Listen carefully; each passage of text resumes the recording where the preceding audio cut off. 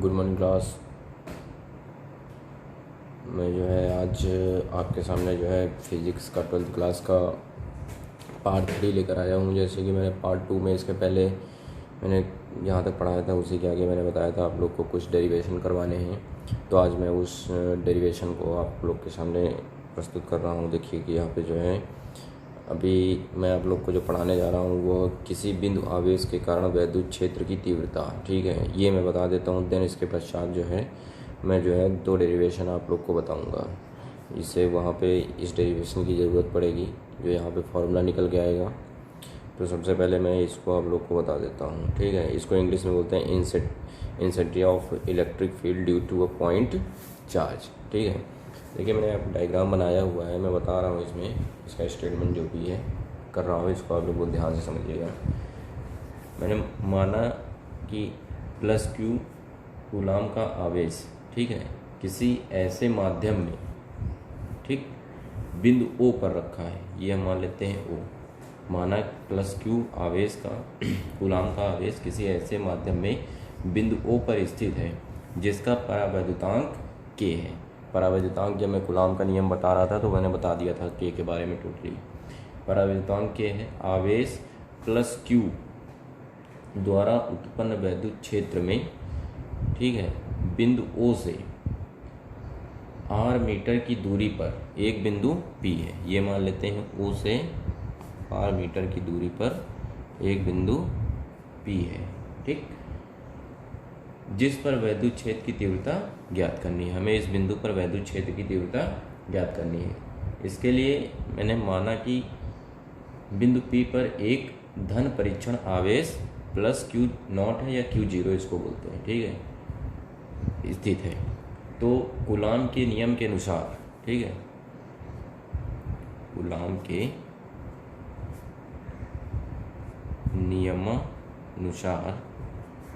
नियमानुसार धन परीक्षण आवेश प्लस क्यू जीरो पर लगने वाला वैद्युत बल जो होगा, ठीक है, वैद्युत बल का मान क्या होगा कूलाम के नियम से? F बराबर, आप लोग को फॉर्मूला याद होगा, 1/4 पाई एफ लॉन्ग जीरो के आपका परावैद्युतांक होता है, ठीक है। यहाँ पे आवेश जो लिए गए हैं क्यू नॉट, ठीक, अपॉन में बीच की दूरी होती है, दूरी यहाँ पे आर है, और इसका मात्रक क्या होता है? न्यूटन, ठीक, ये हमने ले लिया। बिंदु पी पर वैद्युत क्षेत्र की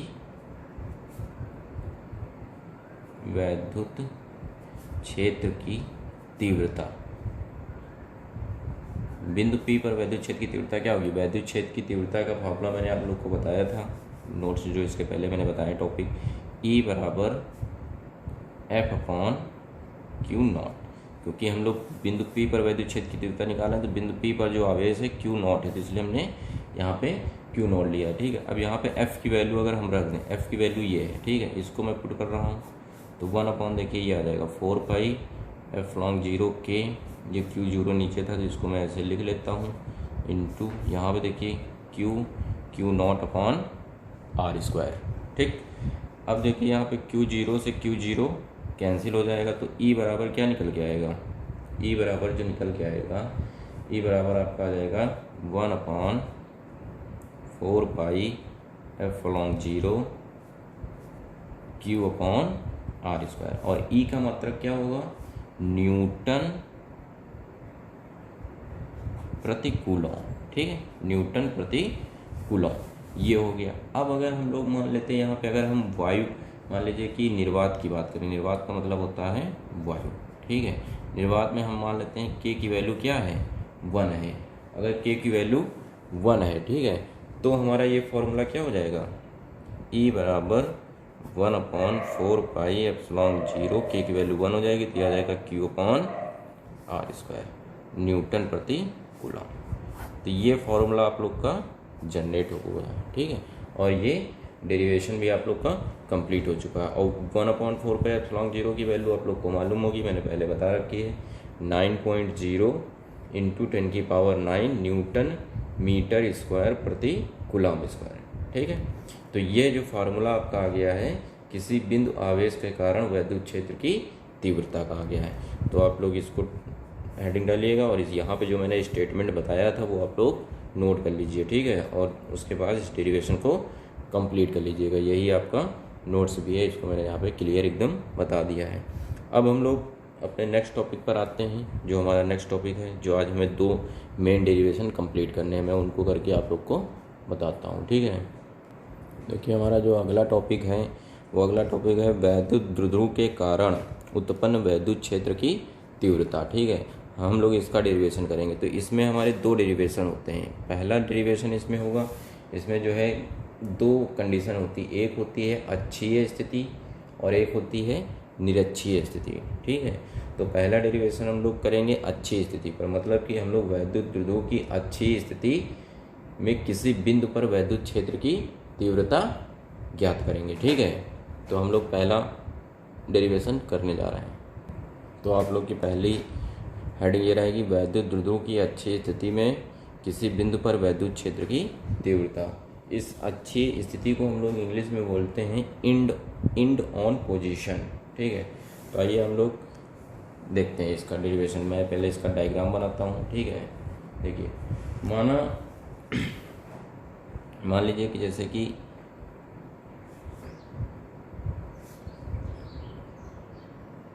ए बी, सॉरी ये पॉइंट मान लीजिए यहाँ पे है,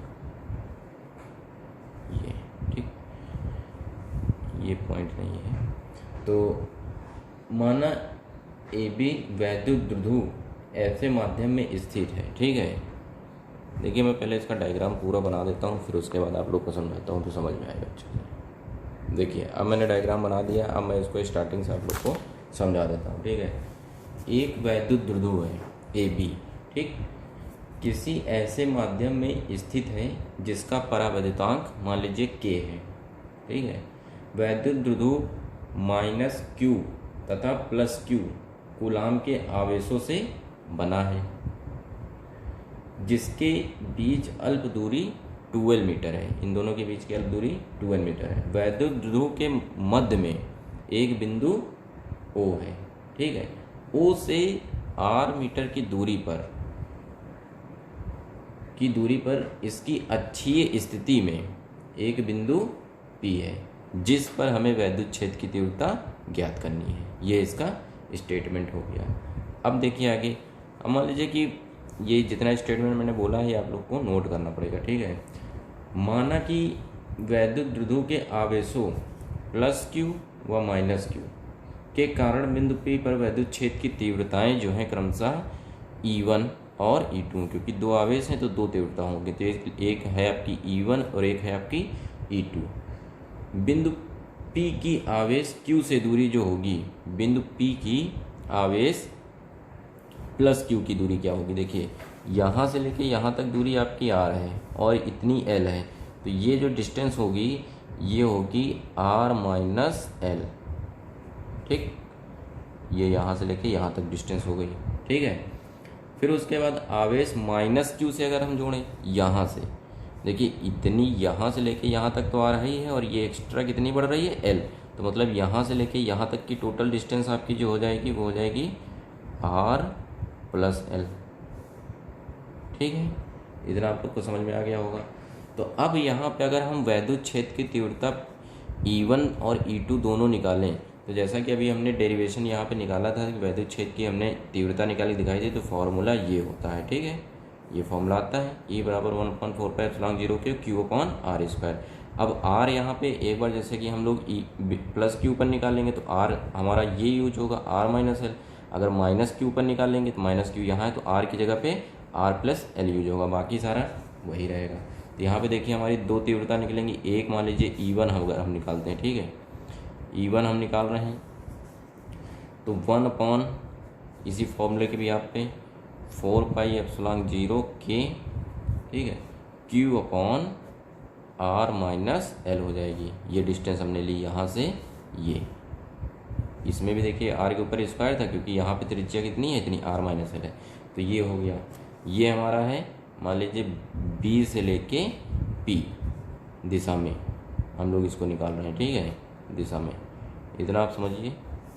इसी तरीके से अगर E2 निकालेंगे तो E2 आपका क्या आएगा 1/4 एफ लॉन्ग 0 क्यू अपॉन, अब यहाँ पे क्या हो जाएगा R प्लस L हो जाएगा का होल स्क्वायर। ठीक, और ये कौन सी दिशा है, PA दिशा में,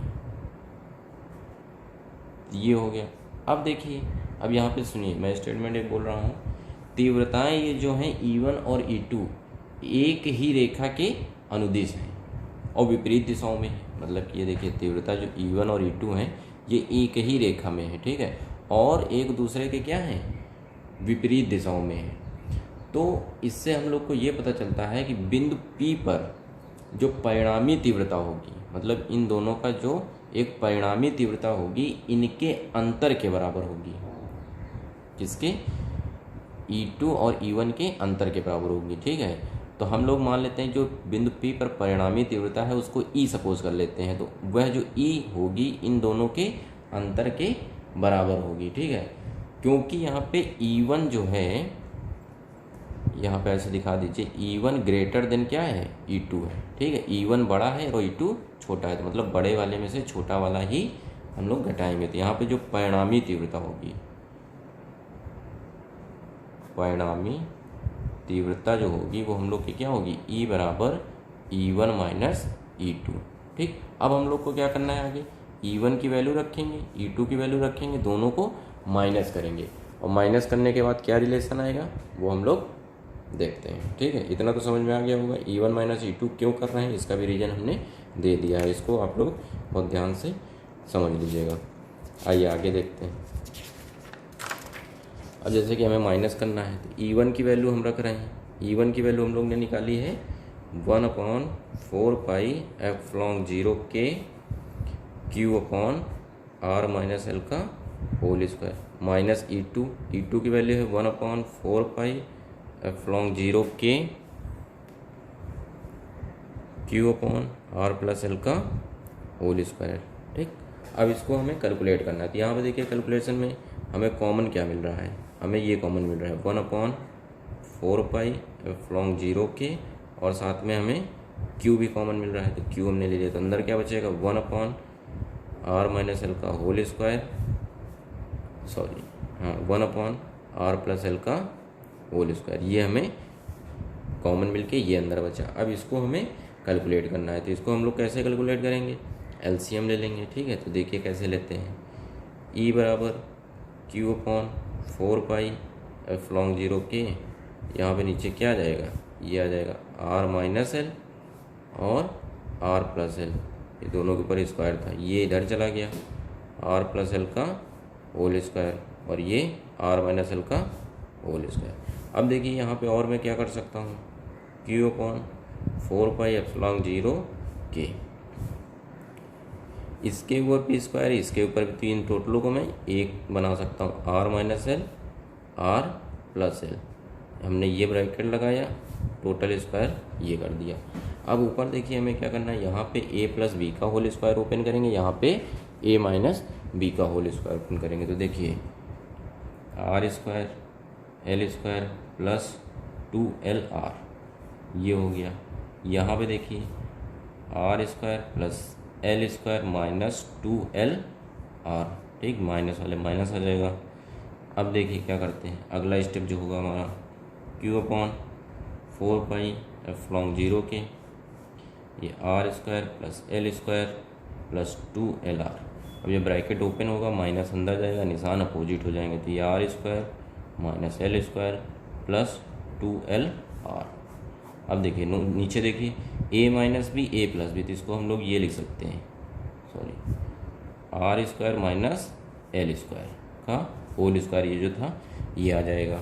ठीक, इतना आप लोग को क्लियर हो गया होगा। अब देखिए यहाँ पे R स्क्वायर से R स्क्वायर, L स्क्वायर से L स्क्वायर क्या हो रहा है, कैंसिल हो रहा है, तो ये हमने कैंसिल कर दिया।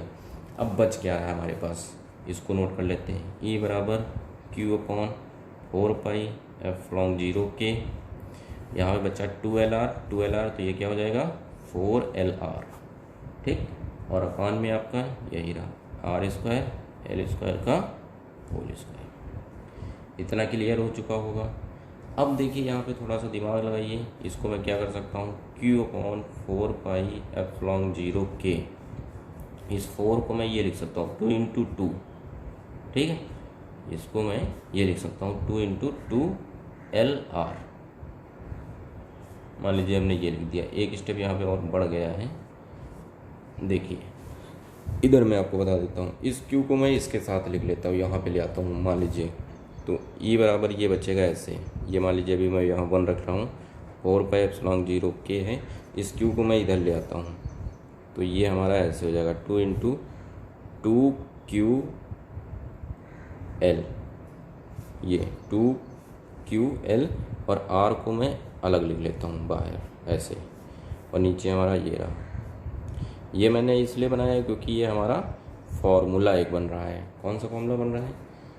देखिए P बराबर हमने ये बताया था 2QL होता है, वैद्युत द्विध्रुव में बताया था आपको, ठीक है।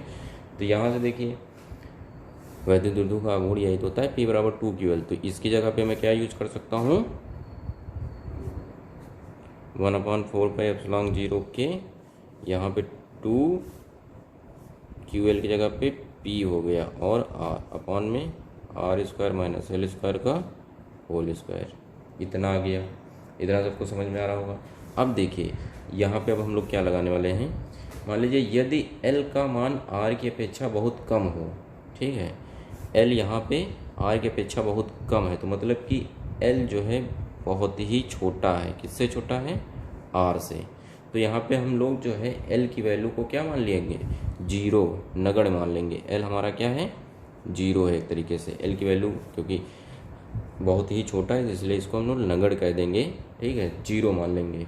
तो L की वैल्यू अगर 0 हो गई तो यहाँ पे अब देखिए सिचुएशन यहाँ पे क्या हो जाएगी, E बराबर 1/4πε0K 2PR, और यहाँ पे देखिए L अगर 0 हो चुका है, ये 0 हो गया तो R की पावर 2, R स्क्वायर, तो R की पावर कितना हो जाएगा? तरीके से 4 बचेगा। ये चीज़ समझ में आ गई? ठीक। अब यहाँ से देखिए एक R से एक R हमारा कैंसिल हो जाएगा, तो जब कैंसिल हो जाएगा तो हमारा बचेगा केवल ये बचेगा 2P/R की पावर 3, ठीक। तो ये जो फॉर्मूला हमारा निकल के आया है ये हमारा अक्षीय स्थिति में वैद्युत क्षेत्र की तीव्रता है। इसके मात्रक की बात करें तो न्यूटन प्रति कूलम, ठीक। अब यहाँ पे अगर हम वही चीज़ निर्वात मान लें, ये मान लीजिए निर्वात में है मतलब, ठीक है, तो निर्वात में क्या होता है, K बराबर हम लोग क्या पुट करते हैं 1। जब K बराबर 1 पुट कर देंगे तो ये फॉर्मूला हमारा इस तरीके से हो जाएगा 1/4πε0 2P/R की पावर 3 न्यूटन प्रति कूलम। K की वैल्यू क्या हो जाएगी 1। तो ये आपका पहला डेरिवेशन कंप्लीट हो चुका है, और यहाँ पे आपको इसकी वैल्यू तो मालूम ही होगी 1/4πε0 की। इसकी वैल्यू क्या होती है? इसकी वैल्यू होती है 9.0 × 10⁹ न्यूटन मीटर स्क्वायर प्रति कूलम स्क्वायर, ठीक। तो ये डेरिवेशन यहाँ से कंप्लीट हुआ, ये आपका फॉर्मूला आ चुका है अच्छी स्थिति में। अब इसके बाद आपका सेकंड डेरिवेशन मैं बता रहा हूँ निरक्षीय स्थिति में वैद्युत क्षेत्र की तीव्रता क्या होती है, ठीक है।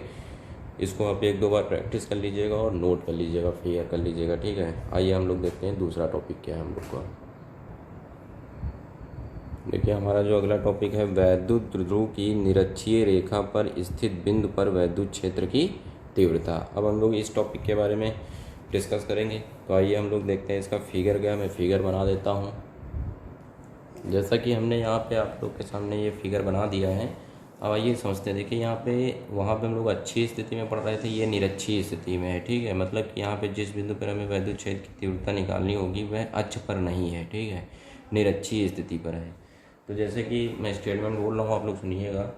माना कि वैद्युत द्विध्रुव के आवेशों +Q व -Q के कारण बिंदु P पर वैद्युत क्षेत्र की तीव्रता क्रमशः जो हमारी मान लीजिए E1 है और E2 है। बिंदु P की प्रत्येक आवेश से दूरी, ठीक है, जो है आपकी क्या होगी, यहाँ से हमने O से लिया, O से R मीटर दूरी पर बिंदु P है, लेकिन ये डिस्टेंस हम लोग को नहीं पता है। जैसे वहाँ पे ये डिस्टेंस थी L थी, ये L थी और ये R है। अब यहाँ पे A से लेके P तक हमें नहीं पता है, तो इसको हम लोग निकालेंगे पाइथागोरस प्रमेय से, ठीक है। जैसे कि ये हम लोग डिस्टेंस पाइथागोरस प्रमेय से निकालेंगे। ठीक है, तो आइए देखते हैं। जैसे कि ये हमारा है, ये हमारा देखिए ये राइट एंगल ट्रायंगल बन रहा है, समकोण त्रिभुज ए ओ, मैं इधर बता देता हूँ, ए ओ पी।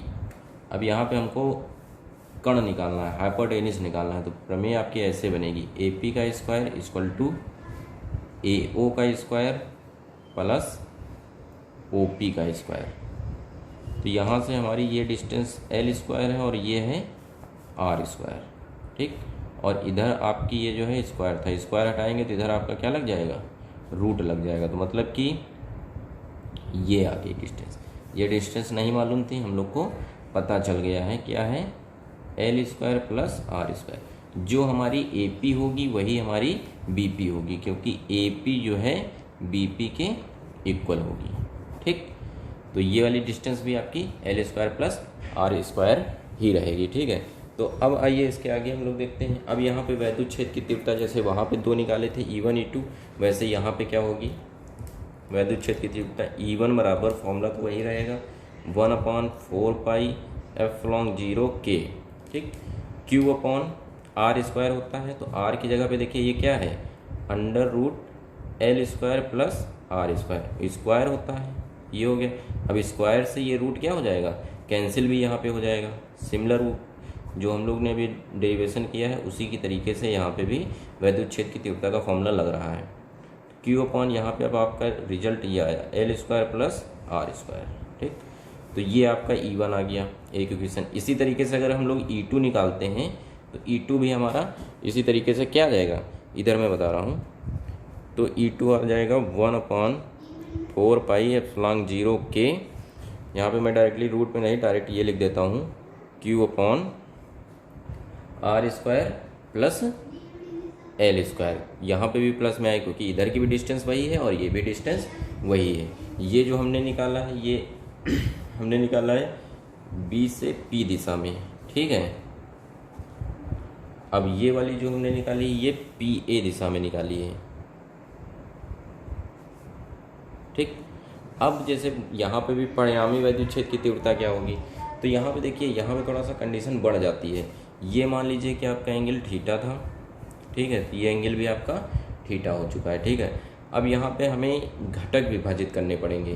ठीक है, तो घटक कैसे विभाजित करने पड़ेंगे मैं आप लोग को बता देता हूँ। यहाँ पे मैं एक नॉर्मल एक फिगर बनाता हूँ, इसको आप लोग समझिएगा, बस इस चीज़ को मैं यहाँ पे अलग से बना रहा हूँ। ठीक है, देखिए मैंने फिगर बनाया हुआ है।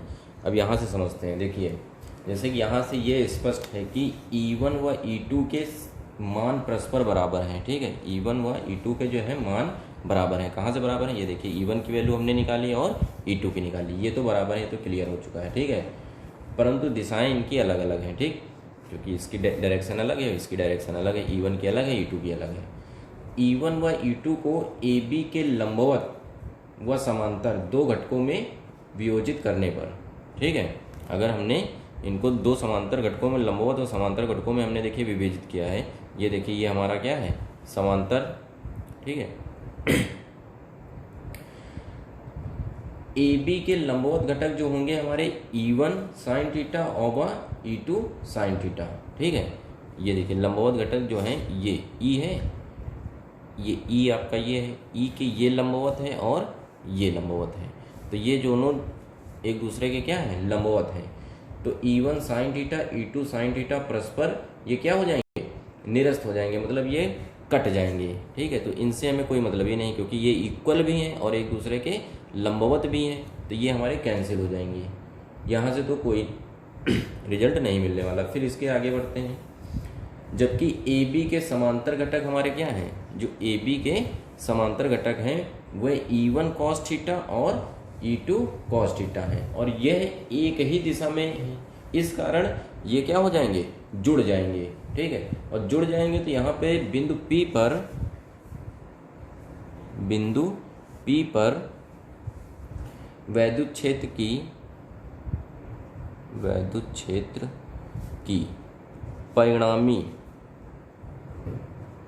परिणामी तीव्रता जो होगी, वैद्युत क्षेत्र की परिणामी तीव्रता वो क्या हो जाएगी, E बराबर E1 cos theta plus E2 cos theta. ये हमारी परिणामी तीव्रता आ जाएगी। ठीक है, तो अब यहाँ पे जैसे हमने पिछले वाले डेरिवेशन में किया था E1 E2 की वैल्यू रखी थी, वैसे ही अब हमें यहाँ पे भी E1 और E2 की वैल्यू रख के सॉल्व करना है। ठीक है, तो देखिए मैं यहाँ पे E1 E2 की वैल्यू डायरेक्ट रख के सॉल्व कर रहा हूँ ताकि वीडियो ज़्यादा लॉन्ग ना हो। देखिए ये हमने सॉल्व कर दिया है। यहाँ पे हमने ये E1 की वैल्यू रखी, ये कॉस थीटा रहा, E2 की वैल्यू रखी, ये कॉस थीटा रहा। ये 1/4πε0 के Q/r² प्लस r² कॉमन मिल रहा था, मैंने कॉमन ले लिया और कॉस थीटा मिलकर क्या हो गया, 2 cos थीटा हो गया। अब यहाँ पे हमें कॉस थीटा की वैल्यू निकालनी है, सबसे इंपॉर्टेंट पॉइंट यही है। अब यहाँ पे वैल्यू कैसे निकाली जाएगी, इस चीज़ को बहुत ध्यान से समझिएगा। ठीक है, मैं बता रहा हूँ आप लोग को, बहुत ही ध्यान से समझिए। यहाँ पे फिगर पे आइए, ये आपका एंगल है। कॉस थीटा का आप लोग को फॉर्मूला पता होगा, जैसे कि यहाँ से ये आप लोग को बताया गया है। ठीक है, आधार बटे कण होता है। तो अगर मान लीजिए मैं कॉस की वैल्यू निकाल रहा हूँ, कॉस थीटा बराबर आधार बटे कण, तो आधार यहाँ पे क्या है, L है। कितना है, L, और कण क्या है, ये है। तो इसकी वैल्यू क्या थी, यही तो हमने निकाली थी। ये वैल्यू इस वैल्यू के बराबर है, ये वाली जो होगी, तो ये भी यही है एक तरीके से, L² प्लस r²। तो यहाँ पे हम लोग का क्या जाएगा, √L² प्लस r²। ये हमारी कॉस की वैल्यू आ गई। इसको हम लोग ऐसे भी लिख सकते हैं, L/L² प्लस r² की पावर 1/2। तो अब इस वैल्यू को हम लोग क्या करेंगे, इस ऊपर वाली इक्वेशन में यहाँ पे पुट करेंगे। कहाँ पे, cos 2 थीटा की जगह पे। ठीक है, तो यहाँ पे अब हम लोग इसको पुट कर रहे हैं। देखिए सेम यही रहेगा, बस cos के प्लेस पे हम लोग क्या लिखना है, ये, क्योंकि हमने cos की वैल्यू निकाल ली है। देन उसके बाद कैलकुलेशन करेंगे, हमारा डेरिवेशन कंप्लीट हो जाएगा। ये देखिए हमने वैल्यू रख दी है। यहाँ पे 2 cos थीटा था, cos थीटा की वैल्यू ये आई थी, ये मैंने रख दी है। ठीक है, आप लोग को एकदम क्लियर समझ में आ रहा होगा। अब देखिए ये दोनों चीज़ें सेम है, तो इन दोनों को मैं बेस इक्वल है, पावर ऐड हो जाएंगी। तो इसको मैं क्या लिख सकता हूँ, E बराबर 1/4πε0 के, और ऊपर हमारा ये हो जाएगा 2QL, ये इसकी पावर 1, ये 1/2, तो ये हो जाएगा r² प्लस L² की पावर 3/2। आप लोग को पता है वैद्युत बल आघूर्ण से P बराबर होता है 2QL, जैसे इसके पहले डेरिवेशन बताया था। तो ये हो जाएगा E बराबर 1/4πε0 के into P r² plus L² की पावर 3/2।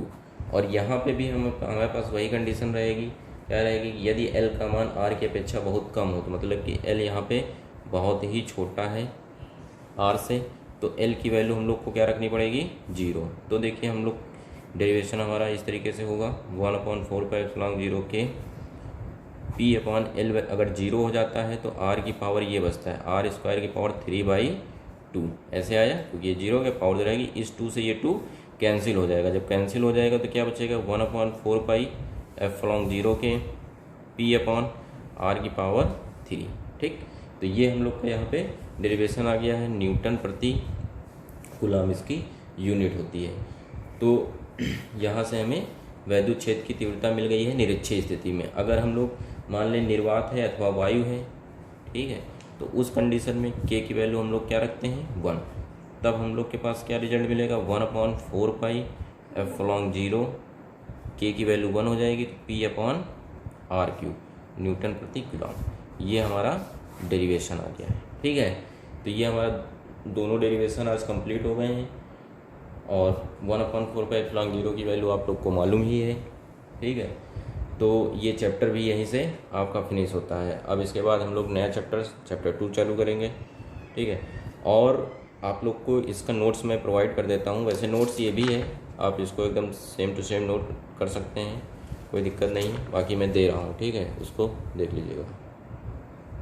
जैसे कि मैं आप लोग को ये नोट्स दिखा रहा हूँ, ये पहला डेरिवेशन जो हम लोग ने अच्छी स्थिति में किया था, ठीक है, उसका है फिगर। इसका आप लोग वहीं पीछे वीडियो को बैक करके वहाँ से देख लीजिएगा। ये मैंने इसको पूरा डेरिवेशन यहाँ पे सॉल्व कर दिया है एकदम फेयर। ये आप लोग इसको टोटली नोट कर लीजिएगा, ठीक है। और ये हमारा दूसरा डेरिवेशन है जो निरक्षीय स्थिति में है। ये दोनों डायग्राम मैंने एक ही बैग बना दिए हैं यहाँ पे, यहाँ से आप लोग इसको देख लीजिएगा। और इसके आगे का मैं आपको दिखाता हूँ। ये देखिए मैंने यहाँ पे भी आप लोग को ये जो है पूरा डेरिवेशन किया है, स्टेटमेंट भी थोड़ा सा लिख दिया है, और ये है टोटली। और कॉस की वैल्यू भी मैंने निकाली है, ये देखिए आप लोग यहाँ से समझ लीजिएगा कैसे आई है। और ये मैंने टोटल किया हुआ है। ये इसके आगे का भी मैं आपको दिखाता हूँ, ये देखिए आगे का। ठीक है, तो ठीक है दोस्तों, यहीं पे हमारी क्लास आज की ओवर होती है। अब इसके बाद नया टॉपिक हम लोग अगला चैप्टर लेकर आएंगे, चैप्टर 2 फिजिक्स का। तो ये चैप्टर आप लोग पूरा कंप्लीट कर लीजिए, इसको फेयर भी कर लीजिएगा और कोशिश करिए 2 से 3 बार डेरिवेशन को प्रैक्टिस करिए, 100% आप लोग को ये सब क्लियर हो जाएगा।